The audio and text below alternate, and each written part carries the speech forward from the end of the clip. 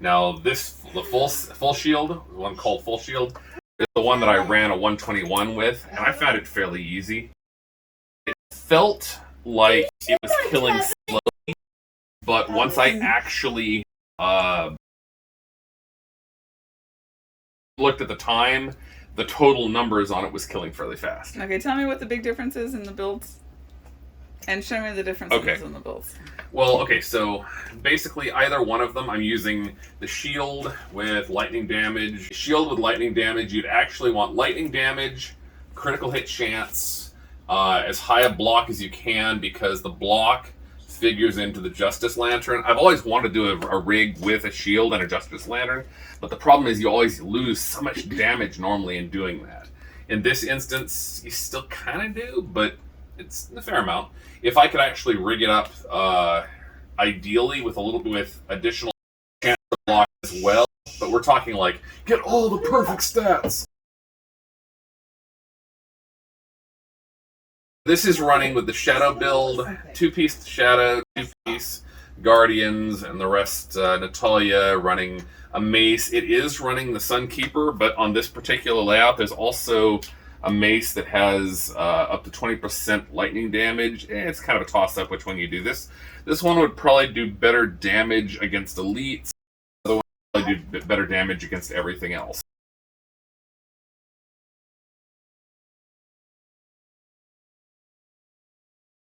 The shield build, that one's the full shield, which actually has a drop in damage, but it's a little bit more tough. Then the speeder one here is the one that you'd originally been running, the least likely to get nerfed. Mm-hmm. But the skills are basically all the same, so this isn't running anything new. The big funky thing with any of these, though, is you'd want to hold down left click, just like you're running, right? Continuous, mm-hmm. Okay? And then you just start tapping.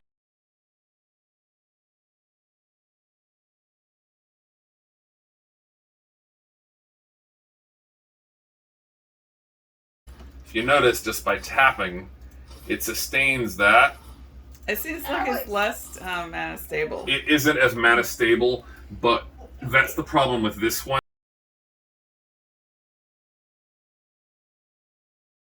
The full shield rig.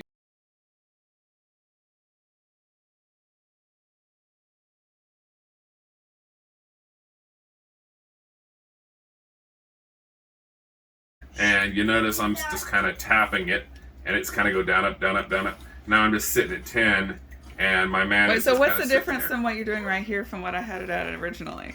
Because I wasn't losing any mana on my original build. You're also punching side skills. Okay? Right, yeah. So, for example, if I'm using this, I wasn't even needing to mess with it. I was using no button skills to get it mana stable. Now, you're running with... where is that?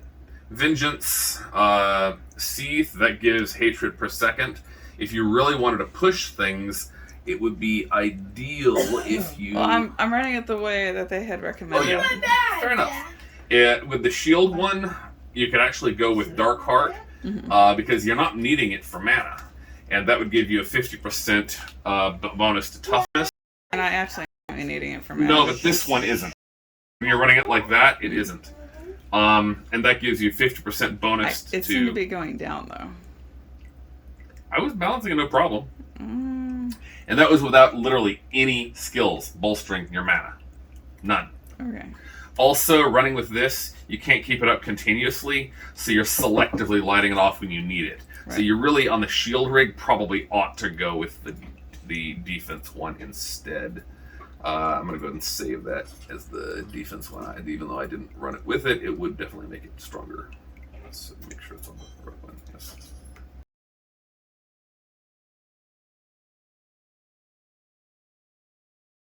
It's still running with the preparation, punishment.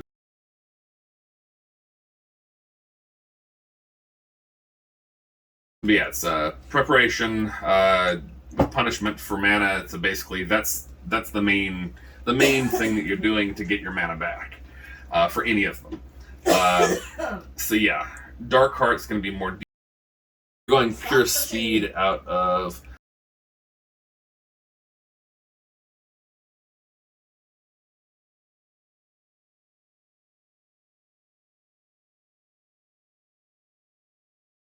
Smoke screen with displacement as well as shadow power, shadow glide, or whatever. Both of those are a speed boost. So basically, on either one, you're just going to be constantly going 1-4 or 1-4 or 1-4, and then depending on your cooldown, if you are running with your whatever is that? Excuse me. There, speeder. If you're running with the speeder, then the big question is, what is your cooldown at? 26%. That's not a huge amount, but this big thing is 3. So that is now active. So you just watch the cooldown timer. Disappears before then you need more cooldown. Yeah. And once you can actually stabilize that, I mean, you're going to need cooldown on your shoulders, definitely. Cooldown gem, of course, in the helmet. See, it's already down, but it's not able to recast. Roughly 1/4. So, I mean, we're talking like probably higher 30s in total percent cooldown. Potentially one that resource cost reduction of 9% on the weapons. Well, the advantage to the weapons is the weapons go as high as 10%. So it's a big difference between 8 to 10%. So this would give you an opportunity of 10% per weapon that you could squeeze in the cooldown reduction. If you had it stabilized to stay at constant, then I think you still have it set up correctly. If I flip those, if it's going, I don't know if it is. There we go. So that should auto cast it the moment it's down, if it actually did it correctly. Should. But the problem is, if your cooldown isn't high enough, then you'll have this big gap. So you can see toughness right there is going to suddenly drop. But now it's got active, so you had about like a 5 seconds to 6 seconds or so, something like that, time where it was down and you weren't getting the bonus. This is running with a massive bonus in mana, but if you notice, it's still going down anyways, so You can kind of just tell whenever the green line is out, and that's one that you kind of balance with. So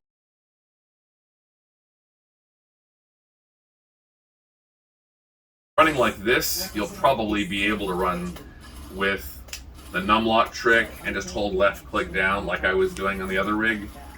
And even when it starts going down, it uses up mana, but then it kind of just recovers it. But yeah, I'm just staying top maxed out mana, so mana is not even a freaking problem, like hitting mana. But again, that's 1 and 4 are what's really giving you your speed, but that kills your discipline. So you only want to do that when you're hitting things, because when you hit things, hitting an enemy summons trap.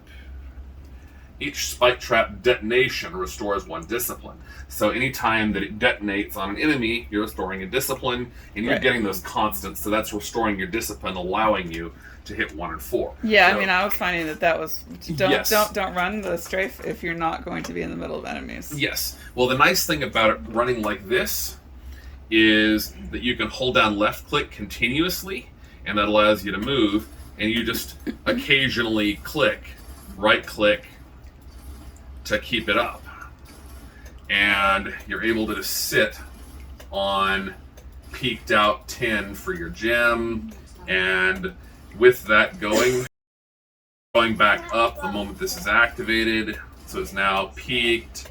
And you can kind of see, if I was doing this in a field, even without hitting enemies, then I would be constantly peaked. The big thing is you don't want this to drop, because if you let it hit 0, pop, suddenly your defense drops a lot.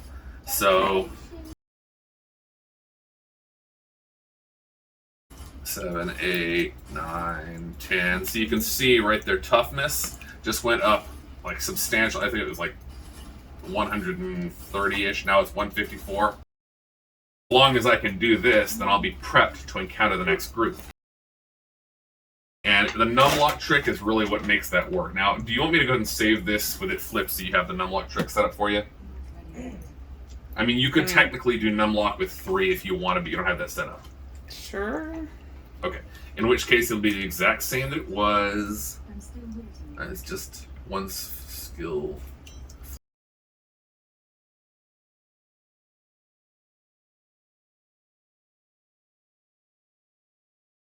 $135 to $154. Okay.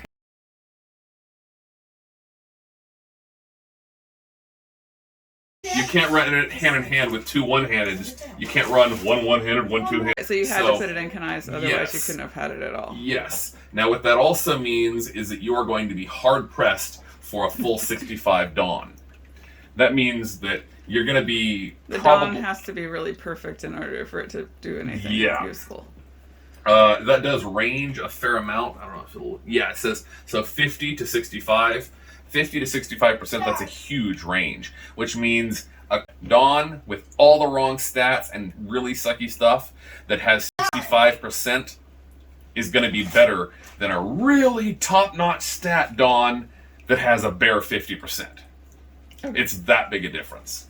Cool. Also, one thing that you're not really doing here, well, you have it right there, area damage. If you take a look, a lot of the top leaderboard will run really high area damage. Where is it? Let's see.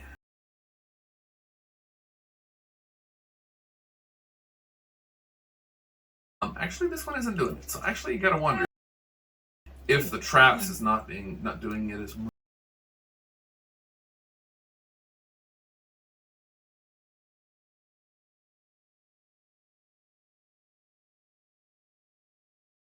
All of them are using the Natalyas thing.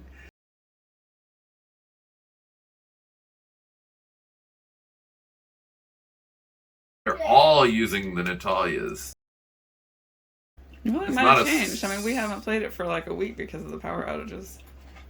Well, no, I mean, they were before, now they are as well, but every single frickin' one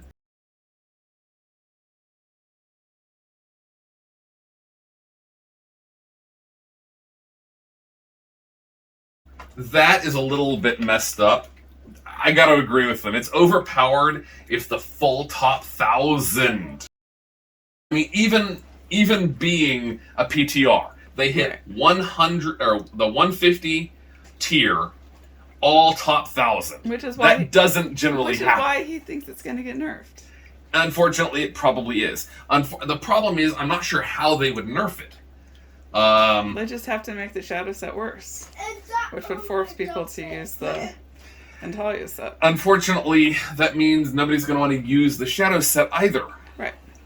So. You mean the Natalia set either?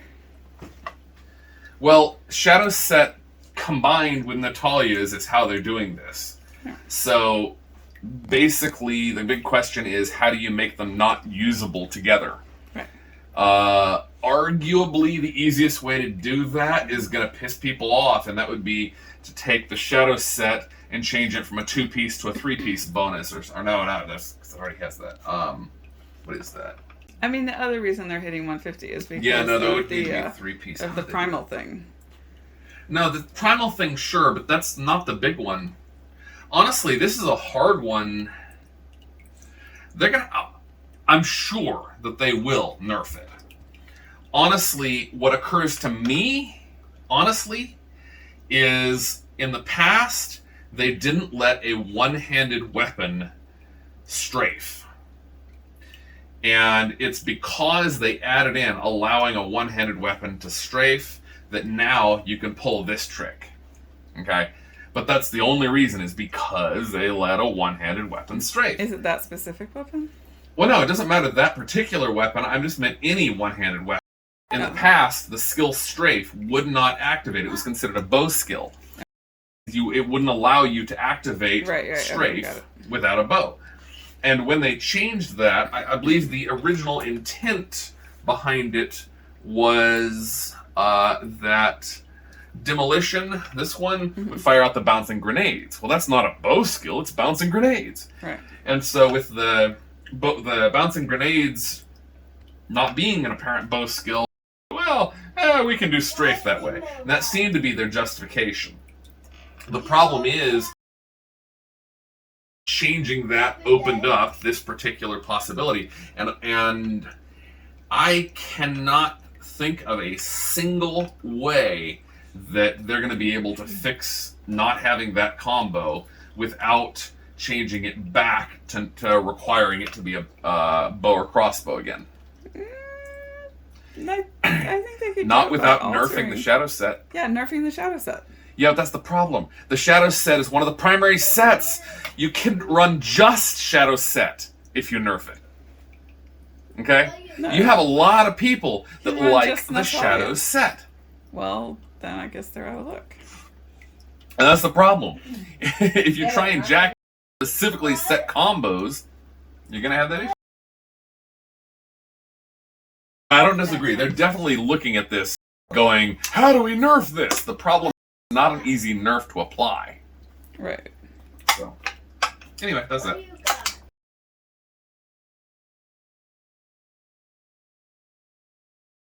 I can't look over it and really check if people are trying to use the area damage for this effect.